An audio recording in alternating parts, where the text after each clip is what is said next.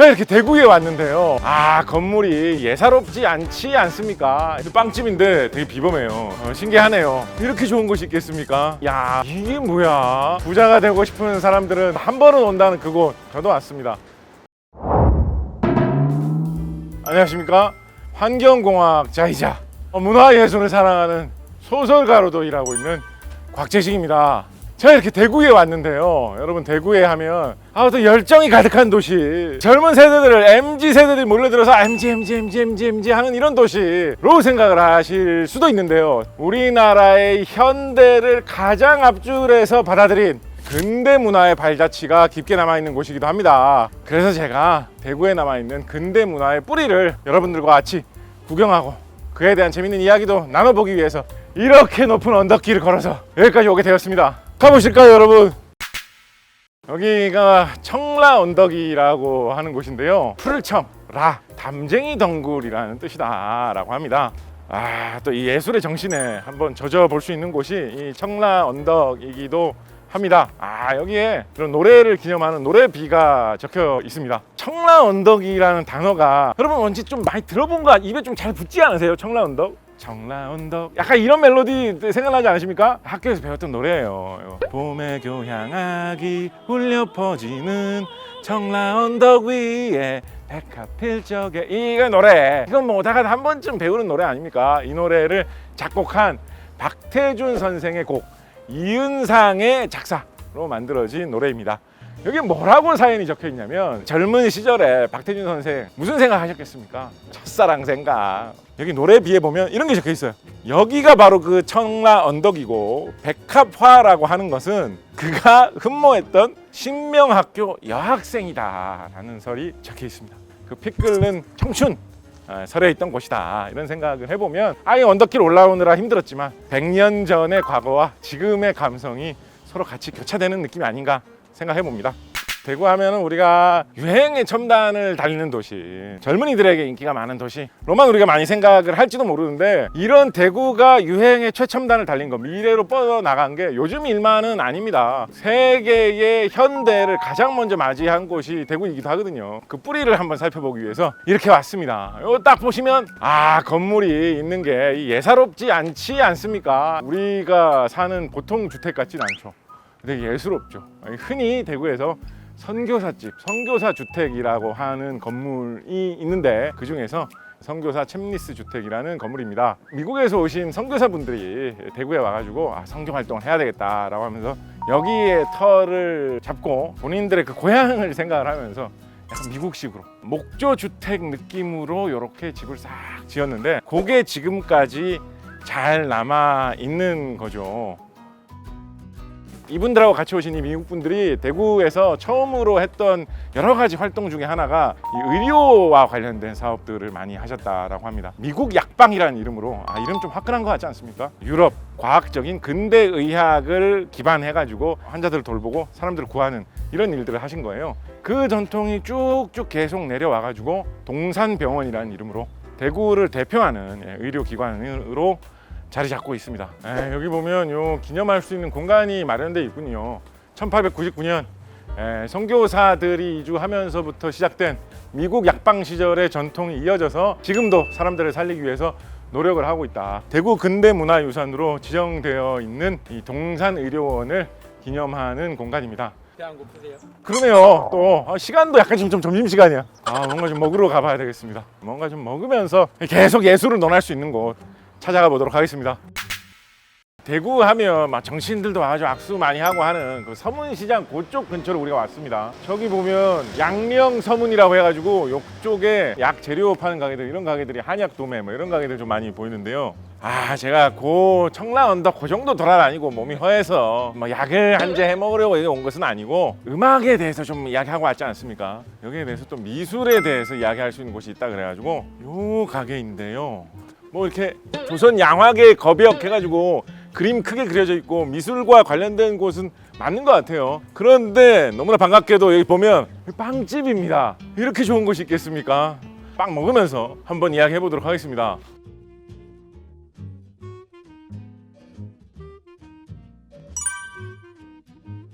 빵을 이렇게 먹어보고, 빵이 맛있으면 빵이 예술이다 이런 식으로 말하지 않습니까? 근데 여기는 정말로 빵이 예술인 곳입니다. 보시면 이렇게 빵 봉투에 이인성 화백 그림이 이렇게 그려져 있고요. 빵 상자에도 이인성 화백 그림이 이런 식으로 그려져 있습니다. 보시면 세계적으로 유명한 화가 중에서도 약간 연상되는 그런 화가 있지 않습니까? 프랑스의 인상파 화가로 대표적으로 손꼽히는 고갱 그림하고 약간 좀 닮은 느낌 나죠. 고갱 그림을 보면 타히티의 풍경, 타히티 사람들 이런 거를 강렬한 색채, 인상적인 선 이런 걸로 그림을 표현한 것이 정말로 유명해가지고 많은 사랑을 받고 있는데 그 느낌하고 비슷해요. 심지어 약간 사람들 어떤 피부 톤이라든가 배경의 색깔, 배치 이런 것까지도 비슷한 느낌이죠. 이인성 화백은 일찌감치 일본으로 미술 유학을 가가지고 낮에는 크레용 공장에서 일하고 밤에는 이제 시간을 내 가지고 그림을 연습하는, 예술과 굉장히 밀접했으면서도 가난한 환경에서 고생을 하셨고 그러면서도 그 꿈을 놓지 않고 어떻게든지 그 꿈을 펼칠 수 있는 방법을 찾아서 부단히 노력했던 그런 분 아닌가 싶습니다. 10대 나이에 조선 미전이라고 하는 미술대회에서 입선하셨다라고 하고요. 9번 연속 입상 기록인가도 세우고 계신 걸로 알고 있습니다. 그래서 당시에 한국 이 미술계에서는 정말 천재 화백이다. 조선 미술계를 이렇게 뒤흔드냐 이런 느낌을 주었던 분이기도 합니다. 이인성 화백 되게 안타까운 게 뭐냐면 이분이 한창 활동하실 때 30대 말 정도 나이가 되셔가지고 젊으실 때 굉장히 어이없게 세상을 떠나셨는데 좀 늦은 시간에 귀가를 하시는데 그때 당시만 해도 통행금지가 있었거든요. 근데 이제 경찰이 통행금지니까 너무 늦어서 밖에 돌아다니지 못하는 시간이 됐습니다. 당신 왜 그걸 위반하고 돌아다니시오? 라고 이렇게 이인성 화백을 붙잡는 과정에서 경찰이 갑자기 총을 쐈다라는 거예요. 그렇게 허무하게 세상을 떠나셨다라고 합니다. 그래서 굉장히 안타깝죠. 어떻게 보면 세상이 운명이 이인성 화백에게 뛰어난 재능을 질투를 해가지고 그렇게 됐나 싶은 생각도 듭니다. 빵을 먹으니까 목이 좀 맥히는군요. 뭘 좀 마시러 가야 될 것 같은데요. 우리 지금 음악 받고 미술 받습니다, 그죠? 근데 예술에서 음악 미술하고 요거 빼놓으면 좀 서운하잖아요. 가장 중요한 어떤 축이라고 할 수 있는, 저도 종사하고 있는 문학이라는 축이 좀 빠져 있어요. 문학에 대한 뭔가를 탐구하면서 목도 좀 축일 수 있는 그런 곳이 있으면 좋을 것 같은데 한번 찾아가 보도록 하겠습니다. 저희 대선배 이상화 선생의 생가가 있었던 곳 근처의 터라고 합니다. 지금으로부터 100년 전 3.1운동 준비할 시기에 담교장이라는 곳이 있었다라고 하는데요. 문인들, 뜻있는 사람들끼리 담교장이라는 곳 사랑방에서 모여서 우리가 독립운동을 위해서 뭔가 할 수 있는 게 무엇인가 막 그런 거 이야기하는 20세기 인별그램 같은 곳이다. 그곳에서 음식 사진을 찍어 올리는 대신에 나라를 논하는 이야기를 나눴다. 그런 생각을 해봅니다. 카페가 있어요.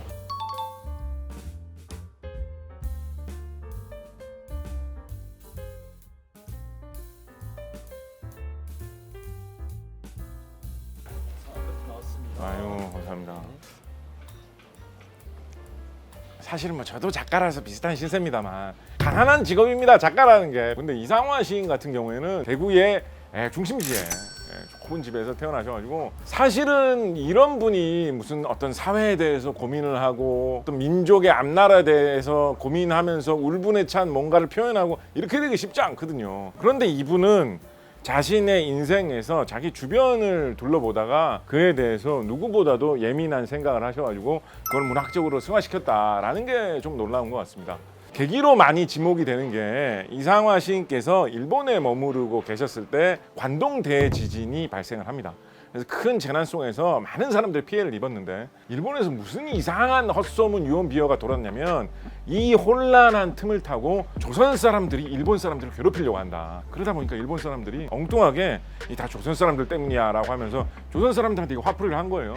그런 상황을 일본에 머물던 이상화 시인께서 목격을 하시고 우리 나라에 대해서 좀 고민을 해봐야 되겠다라는 생각을 하신 끝에 탄생한 걸작이 지금으로부터 97년 전에 발표된 빼앗긴들에도 봄은 오는가이지요. 이런 사연을 알고 보면 뭔가 이 시의 이 문장 하나하나, 말 하나하나가 조금 더 이렇게 좀 깊이 팍팍 박히는 이런 느낌 들지 않는가요?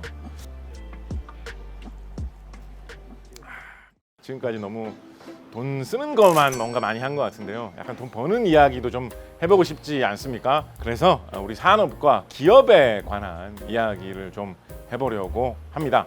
대구가 무슨 회사가 탄생한 발상지지요? 이거 모르시는 분 많아요. 삼성 대구에서 탄생했습니다. 그래서 우리나라의 기업과 산업의 뿌리에 대해서 살펴보기 위해서 또 길 떠나보도록 하겠습니다.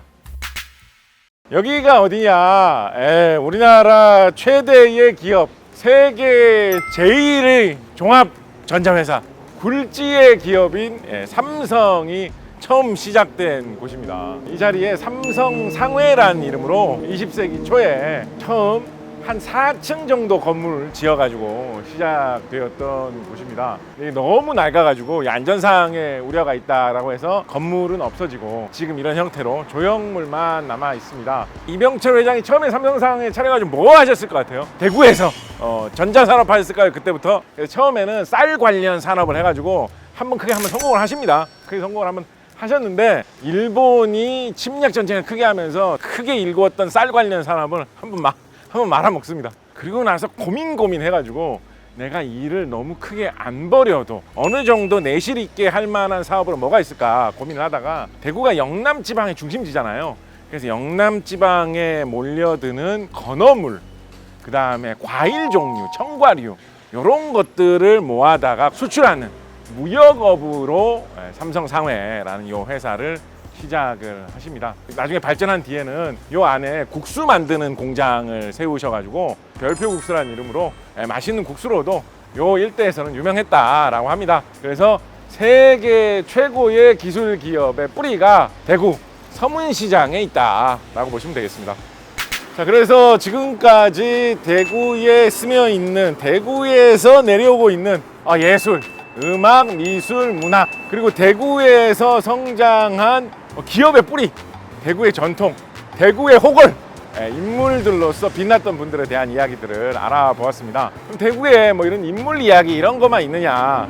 대구에 새롭게 등장한 건축물을 배경으로 해가지고 새로운 젊음을 보여줄 수 있는 그런 이야기거리들도 곳곳에 많이 숨어 있다고 하거든요. 그래서 다음 세대 대구 젊은이들이 성장할 수 있는 발판이 될 수 있는, 대구 시내에서 살펴볼 수 있는 재미있는 공간들 알아보러 또 떠나보겠습니다.